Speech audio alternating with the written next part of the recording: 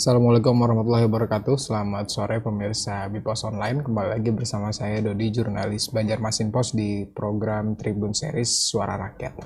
Di program Tribun Series Suara Rakyat seperti biasa kita akan membahas terkait politik dan kepemiluan. Nah, untuk edisi kali ini di Tribun Series Suara Rakyat kita akan mengangkat tema yaitu menaklukkan kotak kosong. Ini tentu sudah kita ketahui ini menjelang pilkada serentak di Kalimantan Selatan, dan di mana di daerah kita di Kalimantan Selatan khususnya untuk pilkada kabupaten kota juga terdapat ada beberapa daerah yang pilkadanya ini paslonnya menghadapi kotak kosong. Nah, tentu untuk membahas tema kita hari ini yaitu menaklukkan kotak kosong, saya tidak sendiri. Saya sudah kehadiran narasumber di studio bersama saya. Ini pengamat politik, akademisi FISIP Universitas Lambung Mangkurat yang juga direktur survei di Aksara Demokrasi, Pak Fatur Rahman Kurnain. Selamat sore Pak Fatur Rahman. Sorry Dodi, Apa kabar Pak hari ini Pak? alhamdulillah baik,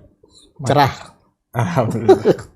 Makin mendekati hari pilkada serentak ini Pak, kurang lebih 2 minggu, lagi kita akan sama-sama melangkah ke bilik pemilihan suara lagi. Kali ini bukan pilpres atau pileg, tapi untuk pilkada serentak. Nah, seperti tadi saya sudah sampaikan, ada beberapa daerah, yaitu ada 3 kabupaten kota di Kalimantan Selatan yang akan menyelenggarakan pilkada. Paslonnya ini menghadapi kotak kosong. Tapi sebelum masuk ke spesifik ke kalsel daerah kita Pak, mungkin Pak Fatur Rahman bisa menjelaskan dulu sih, kenapa sih Pak harus ada kotak kosong dalam kontestasi demokrasi di Indonesia? Kenapa nggak langsung aja karena kotak kosong ditetapkan pemenangnya tanpa melalui proses mencoblos lagi Pak, kira-kira Pak? Ya, jadi memang prosedur demokrasi itu selalu mencari metode yang tetap memberikan rakyat itu pilihan.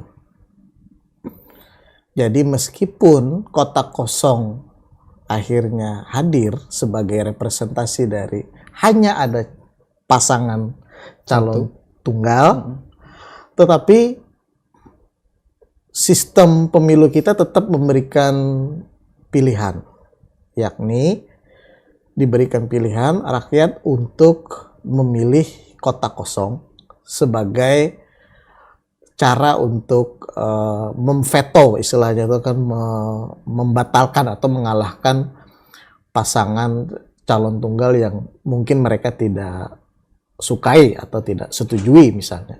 Nah, itu adalah mekanisme demokrasi yang menurut banyak para ahli politik, termasuk juga tata negara, menjadi salah satu landasan yang yang kuat untuk memberikan masyarakat pilihan untuk tidak memilih kandidat yang tidak mereka senangi misalnya. Jadi bukan berarti ketika hanya muncul satu pasangan calon lalu secara otomatis itu dilantik. Nah, karena itu sangat rentan dimonopoli oleh kekuatan-kekuatan politik tertentu sehingga rakyat tidak memiliki pilihan. Nah, dengan mekanisme adanya kotak kosong, maka tetap memberikan pilihan dalam demokrasi kita. Rakyat berhak untuk menentukan dia setuju dan mendukung pasangan calon ini atau tidak setuju dengan pasangan calon tersebut, lalu dia akan memilih kotak kosong.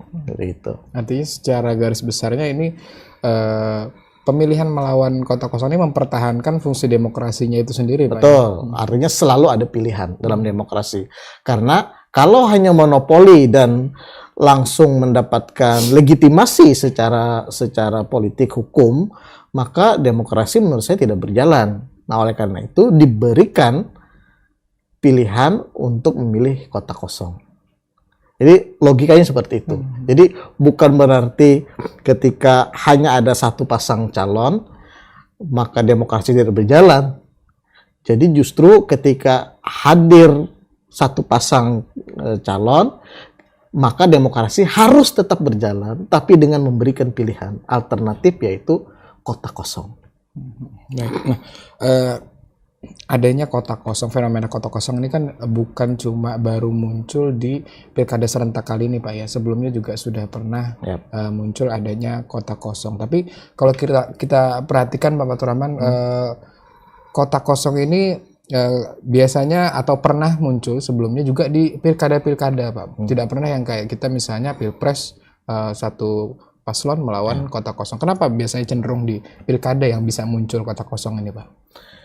Ya karena memang kalau presiden itu kan partai politik banyak memiliki kepentingan, dan terkadang jalan pilihan dan kepentingan dari partai-partai politik ini tidak bisa diarahkan kepada hanya salah satu kekuatan saja misalnya, sehingga akhirnya bersepakat menjadi koalisi yang sangat besar membentuk satu pasang calon saja, tidak bisa.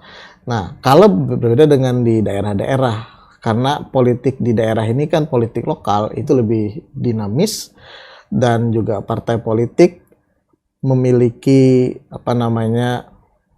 banyak pilihan, kemudian para peserta juga banyak yang memiliki keinginan untuk maju menjadi kepala daerah, sehingga kesempatan ini biasanya diambil dan memberikan peluang yang cukup masif misalnya.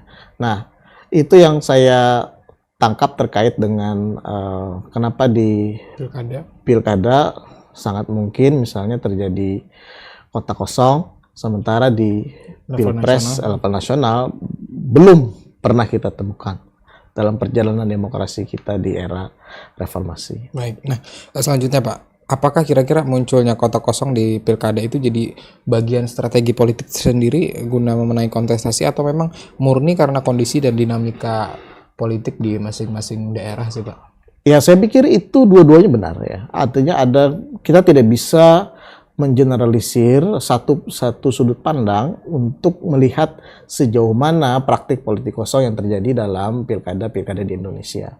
Memang salah satu strategi juga penting, karena ketika kita berbicara pilkada, maka logika yang dipakai adalah struggling of power. Jadi bagaimana kita merebut dan berusaha untuk mendapatkan kekuasaan. Bagaimanapun caranya Pak ya. Terkadang strateginya yang dipakai juga berbeda-beda. Ada strategi yang tanda kutip bumi hangus. Kita kan monopoli semua sehingga tidak memberikan kesempatan kepada kandidat yang lain. Sementara misalnya peraturan terkait dengan calon independen juga sulit untuk dipenuhi oleh kandidat-kandidat yang tidak mendapatkan dukungan dari partai politik. Nah, kemudian ada juga situasi atau kondisi yang memang terkait dengan dinamika. Misalnya kita lihat di pilkada Kota Banjarbaru. Mulanya kan desainnya tetap dua kandidat, dua pasangan calon yang maju, tetapi di pertengahan jalan kemudian dilaporkan oleh salah satu pihak dan akhirnya berdasarkan hasil temuan lalu dibatalkan atau didiskualifikasi oleh penyelenggara pemilu. Nah, itu kan terkait dengan dinamika yang terjadi. Terkait aturan mainnya Pak ya? Ya, betul. Nah, itu yang saya lihat. Jadi tidak bisa kita melihat secara umum ya, hanya satu sudut pandang. Jadi dua-duanya ini memang bisa terjadi di dalam politik pilkada kita di Indonesia. Baik, nah tadi sudah sedikit Pak Faturrahman menyinggung terkait di Kalsel. Nah, bisa kita ulangi lagi nih Pak terkait pilkada di Kalsel, 3 daerah yang akan mengalami kota kosong atau pilkadanya ini paslonnya melawan kota kosong itu ada di Kabupaten Balangan, Kabupaten Tanah Bumbu, dan terakhir tadi Kota Banjarbaru nih Pak. Nah, kira-kira dari 3 daerah ini Pak Fatur ini melihatnya gimana nih Pak? Apakah di satu daerah ini terkait dinamika dan ada berbeda dengan yang terakhir di Banjarbaru gimana Pak?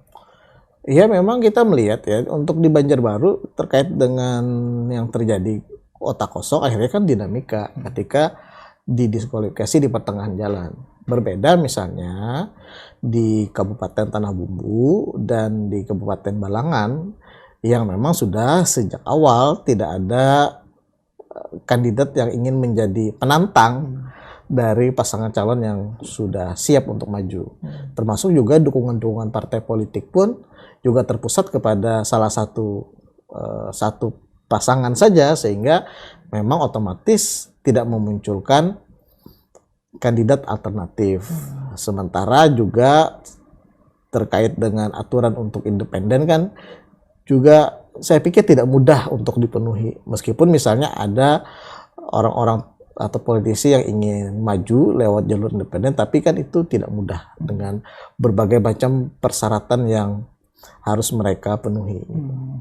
Jadi dari 3 daerah tadi ada 2 macam, Mbak ya, penyebab kota kosong yang terjadi di pilkada kita. Nah, mungkin kalau Pak Batur melihat karena ada 2 penyebab yang berbeda ini, apakah mungkin juga nanti hasil atau dinamika pemilih ini, Pak, berbeda juga nanti di pencoblosan, Pak, atau hasilnya? Ya, oke. Kalau kita berbicara hasil, ini yang menarik. Meskipun 2 sudut pandang penyebab dari munculnya kota kosong ini beragam atau berbeda, tapi saya yakin di Kalimantan Selatan gejala-gejalanya itu tetap akan dimenangkan oleh pasangan calon, bukan kota kosong. Karena misalnya saya ini menyampaikan sesuai dengan pandangan dari sudut pandang teoritik, karena pertama kita bisa bongkar misalnya penjelasannya, calon yang sudah terdaftar kan tentu memiliki tim sukses, kemudian dia juga didukung oleh partai politik, di mana partai politik juga menempatkan para kader-kadernya menjadi anggota dewan, anggota DPRD, dan mereka memiliki basis massa sehingga juga bisa diarahkan untuk memenangkan pasangan calon. Nah, sementara yang kita belum temukan ya secara ini di Kalimantan Selatan, belum ada yang mengkampanyekan untuk memilih kota kosong itu secara sistematis. Jadi kalau kita melihat gerakan kota kosong sebagai sebuah gerakan sosial politik, ini belum terlihat. Jadi hanya sebatas kekecewaan dari berbagai masyarakat kita sebut ya, walaupun tidak keseluruhan, yang menginginkan misalnya tetap ada kompetisi, seharusnya misalnya minimal 2 atau 3 pasangan calon, atau yang mereka tidak puas dengan calon tunggal, maka kan mereka akan memilih kota kosong. Kita kan bisa melihat misalnya di sosial media, ada yang memang tidak setuju dan mereka akan memilih kota kosong, tapi kan itu hanya suara-suara yang memang tidak terorganisir, kecuali mereka mengorganisir diri melalui gerakan bawah tanah misalnya untuk memenangkan kota kosong, mengkampanyekan kota kosong. Berbeda dengan pasangan calon, mereka kan sudah punya struktur sampai tim sukses sampai di tingkat RT misalnya. Kemudian mereka juga punya juru kampanye. Kemudian pasangan calon berkampanye. Sekarang kalau untuk kota kosong, siapa yang berkampanye? Betul. Untuk kota kosong setidaknya sampai saat ini belum kita lihat siapa yang pasang badan untuk berkampanye, memobilisasi masyarakat untuk mendukung kota kosong saja misalnya. Ini kan belum terlihat. Masih hanya sebatas riak-riak yang ada di sosial media misalnya, kan bisa kita lihat dengan lebih mudah lah. Meskipun juga di lapangan saya pikir tetap ada yang pro dengan kota kosong, tapi tidak terorganisir dan sistematis. Nah, biasanya kita melihat keberhasilan sebuah gerakan, khususnya gerakan sosial politik, itu bisa misalnya berasal dari ketidakpuasan terhadap sebuah kondisi. Oke, saat ini kita melihat ada beberapa pihak masyarakat, beberapa elemen masyarakat yang mungkin saja tidak setuju, tidak puas dengan kondisi adanya pasangan calon tunggal, tapi kan mereka tidak menggabungkan diri menjadi sebuah gerakan yang terorganisir untuk menolak pasangan calon tunggal atau misalnya mendukung kota kosong. Selama ini kan sebatas riak-riak aja, Pak. Satu. Yang kedua, misalnya dalam gerakan Kalau gerakan itu ingin berhasil, setidaknya mereka melihat peluang. Peluangnya adalah ada tidak misalnya kelompok elit yang mendukung gerakan tersebut. Kalau yang gerakan pro dengan kota kosong, organisasinya aja kita tidak terlihat, apalagi kelompok elit yang mendukung. Kita kan saat ini belum lah. Misalnya ada tokoh agama atau tokoh politik atau tokoh bisnis, ekonomi, atau tokoh pemuda dan lain sebagainya yang mendukung misalnya dan mengkampanyekan kota kosong. Sampai saat ini kan belum mengemuka. Nah, sehingga gerakan itu belum bisa dikatakan sebagai gerakan yang terorganisir. Kemudian misalnya selain sebuah gerakan, juga adakah opini yang kuat terhadap arti penting untuk mendukung kota kosong, mencoblos kota kosong. Saat ini kan juga terbelah.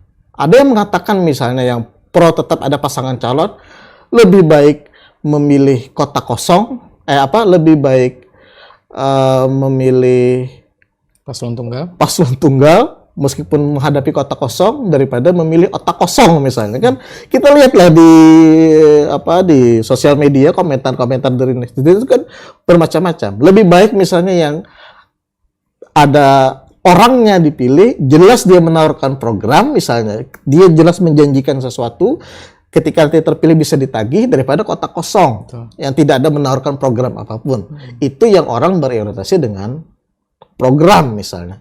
Nah, ini kan menjadi menarik untuk dicermati lebih mendalam. Nah, itu salah satu contoh ya bagaimana misalnya opini-opini umum itu masih terpecah. Tidak ada satu kesatuan opini masyarakat di kabupaten atau seluruh Kalimantan Selatan yang secara mayoritas menolak dengan adanya pasangan tunggal lalu mendukung kota kosong. Kalau kita ambil contoh misalnya pilkada di tahun 2000 berapa? Anies dengan Ahok itu 2015 ya. Nah, kita lihat misalnya pada saat itu yang membuat popularitas dan elektabilitas Ahok itu yang awalnya kuat, yang sangat mendominasi dan perlahan-lahan itu akhirnya tergerus, itu kan salah satunya adalah ketidakpuasan khususnya masyarakat Muslim terkait dengan tafsir surat Al-Maidah yang disampaikan oleh Ahok pada saat berkampanye di Kepulauan Seribu. Kemudian itu tidak hanya berhenti sebagai opini, tetapi juga dimobilisasi gerakannya itu menjadi gerakan 212. Nah, ini kan bagaimana opini bertemu dengan organisir yang kuat sehingga memberikan efek yang besar terhadap elektabilitas Ahok yang menurun, kemudian secara tidak langsung juga elektabilitas Anies yang meningkat. Nah, itu kan secara umum orang sudah kecewa dengan adanya tafsir soal Al-Maidah itu. Belum lagi ditambah gerakan para tokoh alim ulama misalnya, tokoh-tokoh yang ikut juga terlibat dalam mengkampanyekan dan membentuk gerakan itu. Tapi momentum itu sampai sekarang belum terlihat. Tidak ada di Kalimantan Selatan. Sementara waktunya kita semakin mendekati hari pemilihan. Ini kan belasan hari aja lagi. Betul. Kita menyambut 27 November. Sementara kalau di pengalaman di Pilgub DKI Jakarta itu kan selama 3 bulan itu isunya tetap berada di top mind dari pemilih DKI Jakarta, belum lagi ditambah soal gerakan yang terorganisir. Nah, itu pun perlu waktu 3 bulan. Baik. Apalagi dengan waktu yang menurut saya belasan hari, sekitar 15 harian ini menurut saya hampir tidak mungkin, Pak ya? Ya, sulit untuk menemukan momentum itu. Baik. Kalau kita lihat dari pengalaman pilkada di DKI Jakarta. Kemudian saya tambahkan lagi ya, yang kesulitan lainnya yang dihadapi oleh kota kosong ini sebagai sebuah gerakan untuk mencapai keberhasilan, itu misalnya kita tidak melihat di daerah-daerah yang hanya muncul pasangan calon itu tidak ada terjadi konflik besar antar elit. Rata-rata konflik itu hanya melibatkan satu atau dua elit menantang kelompok elit yang besar, menantang apa yang kita sebut dengan oligarki lah. Sehingga menurut saya itu akan tetap menjadi sebuah batu sandungan untuk menciptakan sebuah gerakan. Karena salah satu prasyarat keberhasilan sebuah gerakan secara teoritik kita melihat ketika kelompok elit itu saling berhadap-hadapan. Ketika situasinya elit saling berkonflik sehingga memberikan peluang, memberikan keuntungan bagi gerakan untuk muncul dan mencapai keberhasilan. Baik. Nah, di situ yang kita tidak melihat ada gejala-gejala seperti itu. Nah, dalam maksud ini saya bukan saya memprovokasi dan misalnya mengkampanyekan calon tunggal, tidak, tapi saya hanya menjelaskan tentang fenomena yang bisa kita lihat dari sudut pandang teoritik dan kajian-kajian gerakan sosial politik selama ini. Baik. Menarik pembahasan dari Pak Fatur Rahman ini terkait tantangan paslon menghadapi kota kosong. Tapi sebelum kita melanjutkan pembahasan kita harus jeda sejenak untuk menyaksikan pesan-pesan berikut ini.